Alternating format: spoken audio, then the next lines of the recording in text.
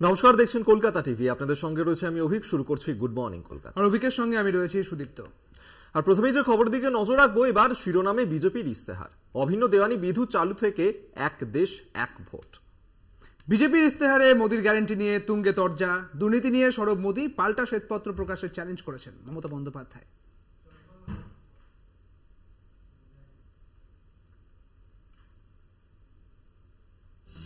বিজেপির ইস্তেহার ঘোষণা হতেই বিতর্কের ঝড়। কেন বিতর্ক? কি দাবি বিরোধীদের? কোন কোন ঘোষণার বিরোধিতা করে প্রচার? প্রযুক্তিতে হাতিয়ার করে দুর্নীতির বিরুদ্ধে লড়াইয়ের ঘোষণা রয়েছে বিজেপির ইস্তেহারে। রয়েছে 2029 সাল থেকে লোকসভার সঙ্গে সব রাজ্যে বিধানসভা ভোট করার গ্যারান্টি, সঙ্গে অভিন্ন দেওয়ানি বিধি চালুর প্রতিশ্রুতি। राष्ट्रीय स्तर पर होने वाले हजारों करोड़ के घोटाले अब बंद हुए हैं। अब गरीब को उसका हक मिल रहा है और गरीब को लूटने वाले जेल जा रहे हैं। भ्रष्टाचारियों पर ऐसे ही निरंतर सख्त कार्रवाई होती रहेगी, ये मोदी की गारंटी है। বলেছিলাম মাছের মাথাটা হচ্ছে ক্যাপ আর লেজাটা হচ্ছে এনআরসি আর মধ্যখানে পেটিটা হচ্ছে ইউনিফর্ম সিভিল কোড। কালকে ম্যানিফেস্টো রেখেছে কি রাখেনি? একই সঙ্গে বিতর্কের কেন্দ্রবিন্দুতে এক দেশ এক ভোটের ঘোষণা। गुड गवर्नेंस, डिजिटल गवर्नेंस और डेटा गवर्नेंस के लिए देश में आवश्यक इंफ्रास्ट्रक्चर और इकोसिस्टम तैयार किए जाएंगे। हम वन नेशन वन इलेक्शन के विचार को भी साकार करने का संकल्प लेकर के आगे बढ़ेंगे। এই সরকার যদি থাকে, বলে দিয়েছে ওয়ান নেশন ওয়ান ইলেকশন মানে দেশে আর নির্বাচন হবে না, ফেডারেল স্ট্রাকচার থাকবে না, রাজ্যগুলো থাকবে না, দেশে নির্বাচন হবে না। এটা স্বৈরাচারী একনায়কতন্ত্রে সন্ত্রাস যুক্ত স্বৈর সন্ত্রাস সরকার তৈরি হবে। দুর্নীতির অভিযোগে বাংলায় বন্ধ 100 দিনের টাকা, আবাসের টাকা। লোকসভা ভোটে তৃণমূলের অন্যতম হাতিয়ার কেন্দ্রের বাংলার প্রতিবঞ্চনা। পাল্টা বিজেপির হাতিয়ার দুর্নীতি। দুর্নীতির কথা বলছেন, আমি চ্যালেঞ্জ করে গেলাম, ক্ষমতা থাকলে 3 দিন বাদে ইলেকশন আছে নর্থ বেঙ্গলে, 3-4 দিন বাদে ঘোষণা করুন শ্বেতপত্র। তাতে বাংলায় কোথায় কটা দুর্নীতি হয়েছে সব রিপ্লাই দেওয়ার পর আপনার কমিশনের রিপোর্ট যারা এসছিল, এজি রিপোর্ট আপনি ঘোষণা করুন। সাথে সাথে আপনি উত্তরপ্রদেশটাও ঘোষণা করুন, গুজরাটও ঘোষণা করুন, মহারাষ্ট্রও ঘোষণা করুন। কোচবিহার আলিপুরদুয়ারের জনসভা থেকে মুখ্যমন্ত্রীর হাতিয়ার উত্তরবঙ্গের ঝড়। কেন প্রচারে এসে প্রধানমন্ত্রীর মুখে ঝড়ের কথা নেই? কটাক্ষ মমতা বন্দ্যোপাধ্যায়ের। কলকাতা টিভি। অভিক, নির্বাচনের দিনক্ষণ ঘোষণা হওয়ার পরে আইপিএস এর বদল হয়েছে। ফের ভোটের মুখে মুর্শিদাবাদের ডিআইজি বদল, ঘিরে তুঙ্গে তরজা। বেছে বেছে অফিসের বদল, বিজেপিকে তোপ মমতার। আর একই সঙ্গে রামনবমীর মিছিল নিয়ে বিস্ফোরক মন্তব্য করেছেন মুখ্যমন্ত্রী মমতা বন্দ্যোপাধ্যায়। দাঙ্গা করে এনআইএ ঢুকিয়ে দিতে চায় বিজেপি, দাবি মমতার। হাওড়ায় শর্ত সাপেক্ষে মিছিলের অনুমতি আদালতের। এই নিরপেক্ষ নির্বাচনকে বানচাল করবার যারা চেষ্টা করছে তাদের মধ্যে নাম্বার 1, পুলিশের ড্রেসে একজন ক্রিমিনাল, তার নাম মুকেশ কুমার। কথাটা শুনতে খারাপ লাগতে পারে, পুলিশের ড্রেসে বলেছি, মানসিকভাবে তিনি একজন ক্রিমিনাল মানসিকতার অফিসার। আমি সংখ্যালঘু ভাই বোনদের বলবো, যদি দেখেন স্লোগান দিচ্ছে 17 তারিখ, ওটা ওদের দাঙ্গা করার দিন, আমি মনে করি ওটা মানুষের সম্মানের দিন হোক, ঐক্যের দিন হোক। গালাগালি দিলেও মাথা ঠান্ডা করে আল্লাহর নামে প্রে করবেন, ওদের বিদায় চাইবেন, কিন্তু কেউ কোনো প্ররোচনায় পা দেবেন না। এর আগে ডিজি পুলিশ অফিসার বদল ঘিরে তুঙ্গে ওঠে রাজনৈতিক তরজা। এবার ভোটের মুখে মুর্শিদাবাদের ডিআইজি মুকেশের বদলি জানিয়ে শুরু হয়েছে রাজনীতির দড়ি টানাটানি। এই মুকেশ কুমারের তৃণমূল দলের হচ্ছে আগমার্কা দালাল, আগমার্কা কৃতদাস মুকেশ কুমার।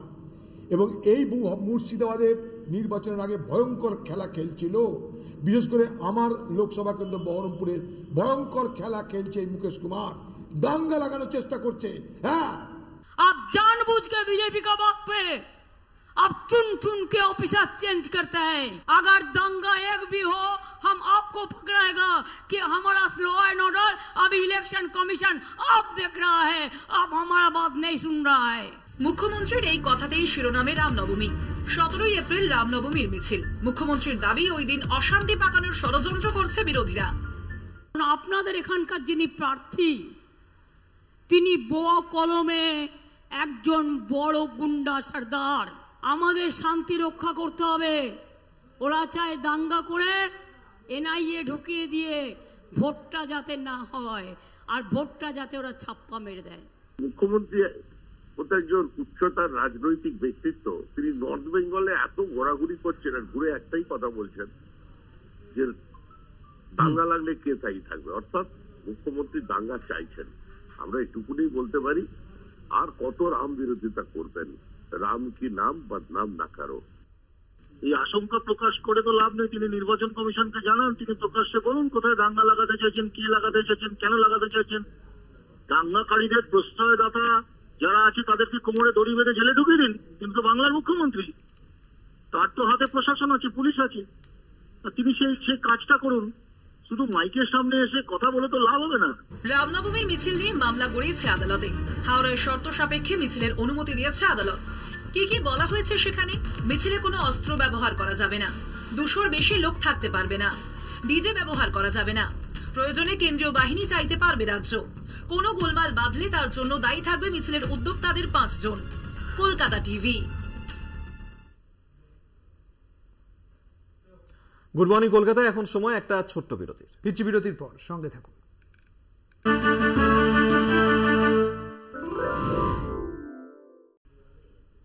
ফিরলাম বিরতির পর। এরপর যে খবরে নজর রাখবো, লোকসভা নির্বাচন একেবারে ঘাড়ের ওপর নিঃশ্বাস ফেলছে। এর মধ্যেই প্রধান দুই বিরোধী দলের সেনাপতির কপ্টারে পরপর তল্লাশি। রবিবার অভিষেকের কপ্টারে আয়কর তল্লাশি, সোমবার রাহুল গান্ধীর কপ্টারে তল্লাশি নির্বাচন কমিশনের। অভিষেক বন্দ্যোপাধ্যায়ের কপ্টারে তল্লাশির ঘটনায় দক্ষিণ কলকাতার ডিওর সঙ্গে রিপোর্ট তলব মুখ্য নির্বাচনী আধিকারিকের দপ্তরে। প্রথম দফার ভোটের আগে দুই বিরোধী নেতার কপ্টারে তল্লাশি নিয়ে তুমুল শোরগোল। রবিবার অভিষেক বন্দ্যোপাধ্যায়ের পর সোমে রাহুল গান্ধী কপ্টারে আয়কর তল্লাশি। তল্লাশির কথা সর্বপ্রথম এক্স হ্যান্ডেলে জানান অভিষেক। দাবি করা হয়েছে অভিষেকের কপ্টারে কিছুই পায়নি আয়কর আধিকারিকরা। এ বিষয়ে কমিশনকে অভিযোগ চিঠি দিয়ে জানানো হয়েছে। নির্দিষ্ট দুই অফিসারের নাম করে অভিযোগ করা হয়। অভিষেকের কালকে একটা মিটিং এ যাওয়ার কথা ছিল, হেলিপ্যাডে চলে গিয়ে ইনকাম ট্যাক্স বাবুরা হেলিপ্যাডে নাকি হেলিকপ্টারে নাকি সোনার টাকা নিয়ে আসছে। আমরা করি না, ওটা বিজেপিরা করে। তার কারণ ওরা বিএসএফ এর এতে আসে, ওরা সিআইএসএফ এর এতে আনে, এরা প্লেনে আনে। কোনোদিন কোনো পুলিশের সাহস হয়েছে তাদের গিয়ে চ্যালেঞ্জ করার?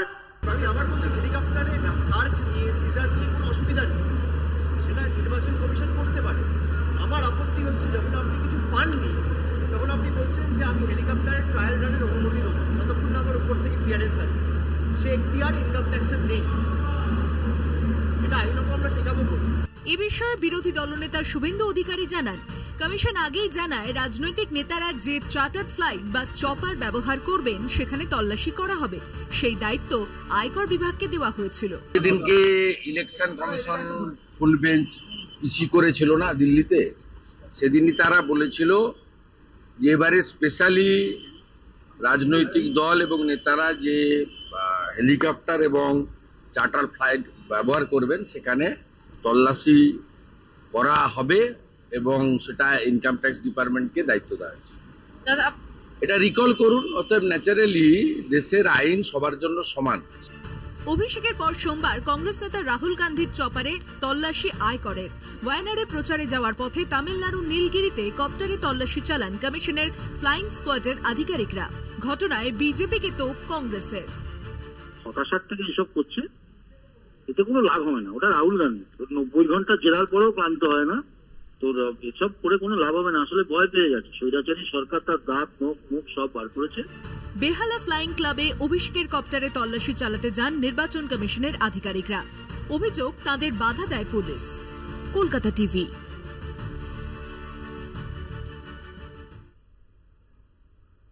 ঝড় বিধ্বস্ত উত্তরবঙ্গে ক্ষতিপূরণ নিয়ে তুঙ্গে রাজনৈতিক চর্চা।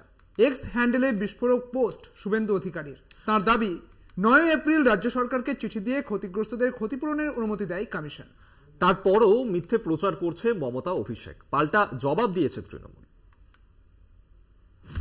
31শে মার্চ কয়েক মিনিটের ঝড়ে লন্ডভন্ড জলপাইগুড়ি, কোচবিহার, আলিপুরদুয়ারের একাংশ। ঘরছাড়া হন অসংখ্য মানুষ। নতুন বাড়ি তৈরির জন্য দুর্গতদের মাথা পিছু 1,20,000 টাকা দেওয়ার দাবি জানায় রাজ্য সরকার। কমিশন 20,000 টাকার বেশি অনুমতি দেয়নি। 1600 যে ক্ষতিগ্রস্ত পরিবার, যাদের মাথার উপর ঘর দরকার, ছাদ প্রয়োজন, যাদের ঘর ভেঙে মাটিতে ধুলোয় মিশে গেছে এই ঝড়ের কারণে, তাদের বাড়ি তৈরি করার টাকা রাজ্য দিলেও এর অনুমতি ইলেকশন কমিশন দেবে না। কমিশন কত অনুমতি দেয়, কিভাবে দেয় তা নিয়ে নির্বাচন কমিশন সরকারিভাবে কিছু জানায়নি। কিন্তু তৃণমূলকে নিশানা করতে কমিশনের একটি চিঠিকে হাতিয়ার করেন বিরোধী দলনেতা। শুভেন্দুর দাবি 9 এপ্রিল রাজ্য সরকারকে চিঠি দেয় কমিশন, তারপরও মিথ্যে প্রচার করছে তৃণমূল। নির্বাচন কমিশন এই অনুমতি দিয়ে থাকবে তো নির্বাচন কমিশন ওয়েবসাইটে থাকে। নির্বাচন কমিশন তো এক্স হ্যান্ডেল রয়েছে, ইসিআই, এসবিএস, এসপিএসপি, অনুমতির কাগজটা দিন না। 9 তারিখে যে অনুমতি দিয়েছেন, সেই অনুমতি যে রিসিভ কপিটা সেটা দেখান 9 তারিখে যে আপনারা দিয়েছেন, তাহলে তো দুধ পান চাপানি হয়ে যাবে। এই বাজার গরম তো আমাদের করতে হচ্ছে না, বাজার গরম তাদের করতে হচ্ছে যাদের বাজার মন্দা। বিরোধী দলনেতার অভিযোগে পাল্টা পোস্ট করে জবাব দিয়েছে তৃণমূল। ক্ষতিপূরণের অনুমতি দিয়েছে কমিশন, কিন্তু আংশিক ক্ষতিগ্রস্তদের দাবি তৃণমূলের। রাজ্যকে বলা হয়েছে তুমি ড্যামেজ দিতে পারো, আংশিক যদি ক্ষয়ক্ষতি হয়ে থাকে তাহলে 5,000 টাকা ড্যামেজ, আর যদি একটু বেশি হয় তাহলে 20,000 টাকা ড্যামেজ। না পড়তে হয়, দলকে না পড়তে হয়, আপনারা তো নানা কৌশল করেন, লিখে দিত সরকারকে না আপনারা ঝড় বিধ্বস্ত এলাকা আপনারা ত্রাণ দিন। উল্টে চিঠি দেওয়ার পর বিজেপি প্রকাশ্যে বিরোধিতা করেছে, না ভোটের আগে এসব করা যায় না, রাজনীতি হচ্ছে। ইতিমধ্যে ঝড়ে ক্ষতিগ্রস্তদের 20,000 টাকা দিয়েছে রাজ্য সরকার। আরো এক দফায় 40,000 টাকা দেওয়ার কথা বলেন মুখ্যমন্ত্রী মমতা বন্দ্যোপাধ্যায়। পরবর্তীতে ধাপে ধাপে দুর্গতদের ক্ষতিপূরণের কথা বলেছে রাজ্য প্রশাসন। কলকাতা টিভি। গুড মর্নিং কলকাতার সময় আরো একটা বিরতি। ফিরছি বিরতির পর, সঙ্গে থাকুন।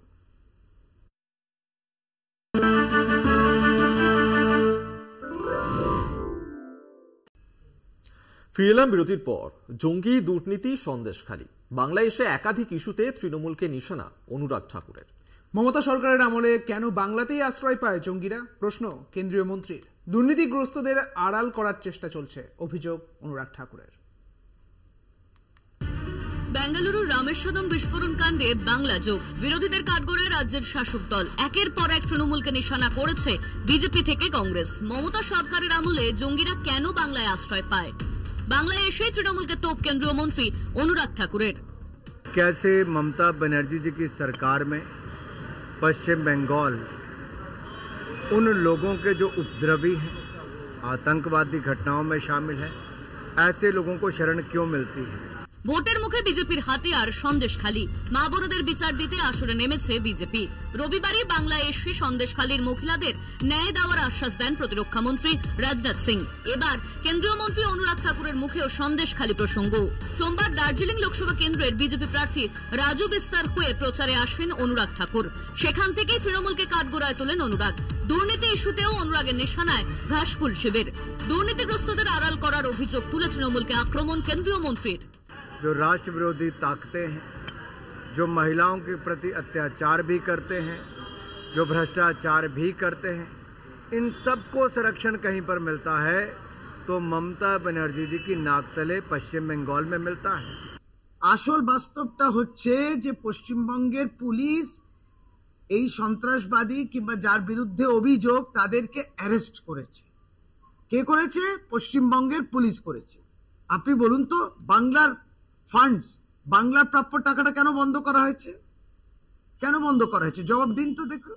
এদিকে এনআইএর হাতে উঠে এসেছে নয়া তথ্য। দীঘায় আস্তানার খোঁজ কিভাবে পেল দুই জঙ্গি? গুগল ম্যাপিং এর মাধ্যমে ডেরা চিহ্নিত করেছিল তারা। দীঘা থেকেই বিহারে যাওয়ার ছক কষেছিল জঙ্গিরা।